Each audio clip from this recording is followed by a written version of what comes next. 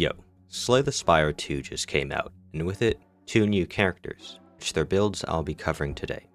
This will just be a simple starter guide talking about mechanics to build around and great cards to pick up, with timestamps in the description for each mechanic. Starting off with the Regent, their mechanics are stars, forging, and minions. Taking a look at stars with the starting relic and deck, Divine Right starts each combat with 3 stars, Venerate generates 2, and Falling Star spends 2. Stars are an additional cost for Regent's cards, many of which can cost 0 in the case of Falling Star. Probably the most important aspect of stars is that they can carry over each turn, which leads to what I think are 2 main ways of building around stars. One way is to have cards that generate stars, then immediately using those stars to double up on attack, defense, and card draw, while the other fully focuses on stocking up stars to build a massive payoff. With the first build, grabbing cards like Solar Strike, Gather Light, and Glow can serve as a nice base to generate stars, with Crescent Strike, Cloak of Stars, and Particle Wall serving as nice payoffs. But the card that really makes a deck like this work is Alignment. With an upgraded one and enough card draw, you can just churn through your deck. With the second type, taking advantage of stars' abilities to stack, Hidden Cache is the most efficient star generator, with 1 energy turning into 5 stars. Other than that, many of the same cards can be used to generate stars, and the best payoffs for this kind of deck would be Radiate and Stardust. Both types have a different way of playing out their deck. With the doubling up type, just dumping everything you have should be good enough. But with stocking up stars, you do have to be careful about your timing, as each payoff should be played differently. With Radiate, it doesn't consume any stars and doesn't care about the ones you've already stocked up, but it's best played a turn after you played Hidden Cache to capitalize on the gain.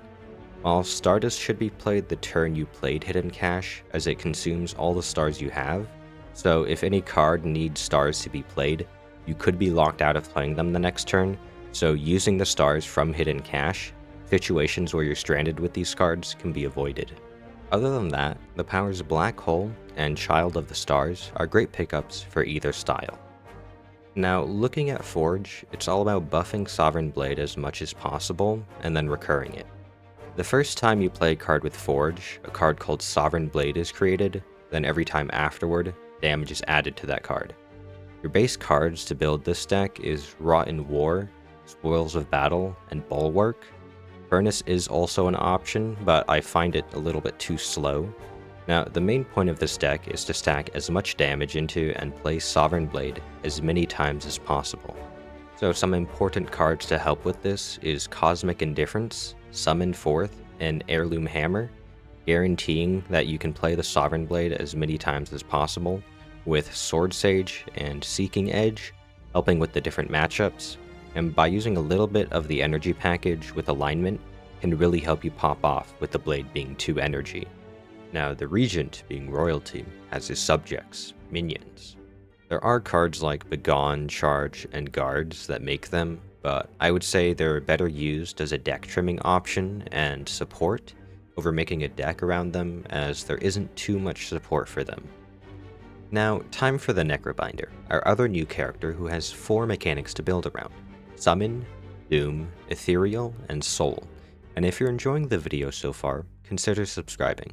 Looking at the starting relic and deck, Bound Phylactery summons at the start of every turn, which makes sure Otzi, our companion, is alive and ready to pounce, and using cards to summon like Bodyguard, Pull Aggro, Sikkim, and Spur to keep Otzi alive and their health topped up for Unleash to take advantage of, and using Otzi to attack, a base package of Poke, Fetch, and Right Hand, get a nice package of 0-cost ways for Otzi to attack, which buffs up Flatten and Rattle.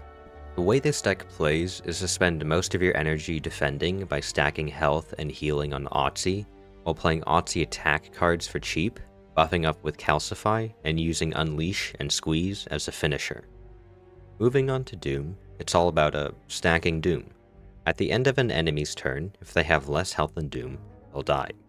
Using cards like Blight Strike, Scourge, and Negative Pulse to apply Doom, and Death Store and Shroud as a way to stall until Doom kicks in. The big problem with the Doom is that it kills the enemies at the end of their turn, which means that they get to attack before dying, which is why cards like End of Days and Time's Up are such important cards to this deck, as they both function as a way to kill the enemy before they can attack you, with Time's Up also acting as a way to effectively double doom on an enemy.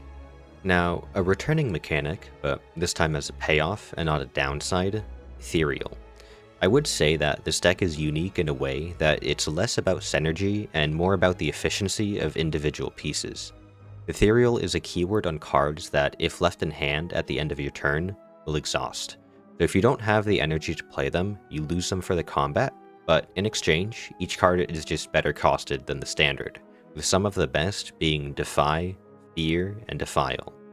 But there isn't really enough cards to build an Ethereal base around, so a great way to DIY it is to use Sculpting Strike, turning any card Ethereal. And once you've played enough Ethereal cards, you have massive finishers in the form of Banshee's Cry and Pull from Below. I think that this deck is probably the simplest one to play, with just efficient cards and dumping your hand without having to worry too much about sequencing. Now for a last build, and probably my favorite, Soul. Soul is a 0-cost card that draws 2, or 3 if upgraded, and is produced by mini cards, and your cards for this deck are Reeve, Grave Warden, Severance, and Dirge. And by just stacking souls and block, you can build up massive payoffs in the form of Death March and Soulstorm. What I like the most about this deck is probably being able to access basically your entire deck at any time. With a low deck count and enough soul buildup, you can cycle through your whole deck pretty consistently, and the way I enjoyed building this is mainly focusing on block with Grave Warden and Dirge, and using lethality to sneak in a kill with the Death March when I can. But no matter how you build it, just the consistency you have with all the free draw effects makes this deck one of the best in the game. And with that, I covered all of the builds that the new characters have, but just remember that this is for the beta version of the game and is subject to change. But I hope you enjoyed, and thank you for watching.